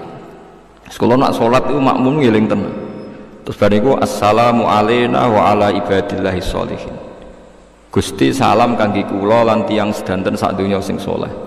Kowe eling nak sujud ning gone Yogya iku wong Papua ya ana sing sujud, wong Timur Tengah ya ana sing napa? Sujud. Wong sak donya sing sujud ku kathah eling nak sing sujud ra kowe tok assalamu alayna wa ala ibadillahi sholihin. Mergi jeng ben niku nak pas teng mahsyar Kanjeng Nabi jejer pangeran, jejer Jibril. Tenggene riwayate Sayyid Ali bin Husain niku kula gadah riwayat saking kitab Fathul Bari. Soben acara teng ara-ara mahsyar ku acara prosedure jeng ben niku Allah Kanjeng Nabi Jibril niku usule Kanjeng Nabi namung setunggal niku kula figura teng kene kantor kula niku figura niku teng kitab Fathul Bari teng bab syafaat niku Nabi namung matur pangeran ya Rabbi ibaduka abaduka fi atrofil ardi Gusti kawulane jenengan ku kathah sanget sing nyembah jenengan fi atrofil ardi ning pojok-pojoke napa kata sakniki teng Papua mriko kula di santri uripe teng Papua nggih salat nggih gawe pesantren bakal kula di santri gobloke ra karuan zaman pondok niku teng tengah Kalimantan derek ilegal loge niku yo karyawane yo ilegal nganti sakniki mun ketangkap polisi napa dereng ora roh tapi tiap nyurati kula nurian dereng enten telepon Gus kula niku hidup di tengah hutan majikan kula pokoke jare wong akeh jenenge ilegal logging. Aku lho niku wong melarat Gus dadi ora roh iku resmi ra resmi kok butuhe kerja niku kula wong melarat. Nggih niku jenate ngaji kula lami. Niku nak Jumat iku nyuwun Jumatan Gus padahal tiange namung 16. Dijak dhuwur gak gelem. Wong Jumat kok dhuwur. Padahal cara mazhab Syafi'i nak rong 40 ora gak oleh Jumatan. Wonge lagi 16. Ya tak omong nggih Jumatane harus tanggung jawab. Ki kula intikal mazhab nek mazhab Maliki Hambali Jumatan mboten kedah tiyang pinten 40. Pokoke wong akeh 12 tanem pokoke aja loro mergo rong Jumat. Jumat itu wong napa? Akeh. Mergo dijak salat dhuwur ora gelem, alasane Jumat-Jumat kok. Sakake. Ngoten nggih musala keng kayu ranting-ranting. Kok angger kayu teng mriku wis entek pindah malih. Dadi musala diangkat-angkat ya tetep elek gini berat kiri tengelek wis kowe ngono ora tau untuk salam tempel uripe nang kono pemenang ana pilkada ya ora tau entuk tapi kuwi nyembah pangeran nggih nyembah pangeran lha iku sok ben sing diiringi Kanjeng Nabi Muhammad sallallahu alaihi wasallam kita nyembah pangeran nang Jawa iku penak ana sing salam tempel ketemu pejabat dihormati ana sing nyucup barang semua enak lah dadi kiai teng mriki lha wong kudu eling ngoten niku ya iku mergo setan iku kalah. Wong wis ditakdir melarat ben putus asa jebule nang tengah Kalimantan ijek napa sujud. Kok sing tukang nyolong kayu ngering nang pangeran istighfar. Kadang nyolongno nggo masjid. Panitia masjid ku anggar kayu larang-larang sing tukang ilegal gen kula mawon mbah murah. Maksudnya gen kula murah ya mergo rontok. Ya rontok iku wae. Rontok Spanyol iku wae maksudnya. Mulane anggar basul masail. Gimana hukumnya nyolong kayu hutan? Ki ini rawani jawab. Muni haram iku ya kadang masjid disumbang kayu ngene iku. Muni halal nglawan apa? Negara. Biasanya terus pesen, aja bakas cung. Ayo masjid di sing ora tau nganggo illegal logging ben roh raine. Sak Indonesia. Kok kadang wong niku ya kepengin ngamal. Wangel. Ya wis ngono pengiran. Prasetan tambah loro tekan sing nyolong ya kok kepen apik lho maksudnya balene setan tekan sing nyolong ya kok kepengen ana mahasiswa lanang pacaran ambek cah wedok Kristen Wah yo elek wis pacaran jek non muslim. Ngono ku niate yo ngislamno. Kadang kasil, ora lara setane. Oh kadang kasil tenan, kula bolak-balik ngawekno bocah sing mualaf. Yo kasil Islam tenan. Pacarane yo dosa tenan. Bareng kasil Islam ra setane waduh, ini ngamal sing gak terhingga. Kalah meneh kan setane. Paham? Jadi saat setan itu kalah itu bolak balik. Kowe maksiat setan menang, jebul istighfar kalah. Lan disebut Quran inna kaida syaitani kana dhaifa. Dadi ning era umat Kanjeng Nabi ku setan wis ora dijaya kaya zaman riyen. Inna kaida syaitani kana dhaifa. Lane ulama-ulama niku mboten pati riso mek setan. Sing medeni yo setan awakmu iku. Lan Nabi ngendikan inna a'daika nafsuka allati baina jambe. Musuh terbesarmu yo nafsumu sing mbok gawa ngalor itu. Nak setan wis entek wis bar. Oh setan napa zaman akhir kudu ngoten-ngoten tok. Ndak ada perkembangan. Dene yo ora kreatif lah sing ngene-ngene tok. Malah kadang sering salah wae. Kiai didu jebule malah menyebar kemana-mana. Akhirnya nyebar sujud. Nanti. Sampai tak ceritani, menurut sebagian sejarah dan saya percaya itu, Islam ada di Cina, di Aceh. Di Aceh itu ada, di Sumatera itu ada namanya Maulana Yusuf Baros. Itu menangi ngaji Sidina Ali.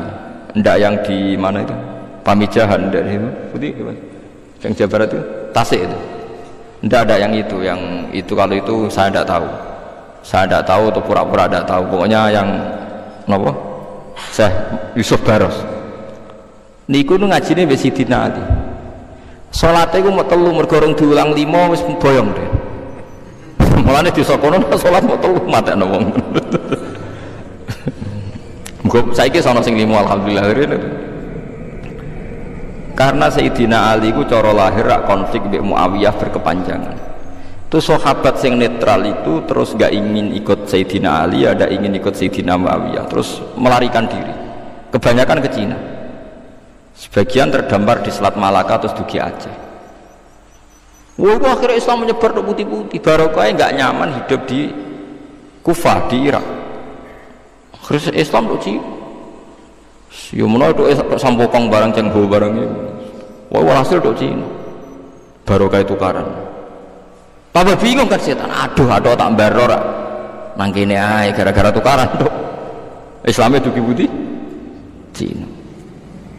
Itulah jadi setan ini mereka mau dinyak pangeran wes tan cukup wes janji loh kue ra nyebut dhuwur ra nyebut ngisor kok dene mau ngomong kau ngarep kau guri kau kiri kau kanan dene ora menyebut atas bawah. Jadi ya wes kadung kalah mbek pangeran. Jadi kayak kudu eling nak setan niku ning zaman akhir gak siapa-siapa. Terus hikmah ketiga nak cara dawuh hikam ana setan malah apik. Mergo Allah kepen mulyakno manungsa. Jare nak salah iku mergo kegodho setan. Cek anake manungsa sing kelon ndekne, sing salah ndekne, sing disalahno setan. Nek apik pangeran ke setan. Dadi kowe salah ono sing dikambingno hitam. Jadi syukur ae wong anane setan dikersakno pangeran alhamdulillah kok misalnya Mustafa kok godhong wedok oh setane padahal ya Mustafa wong setan.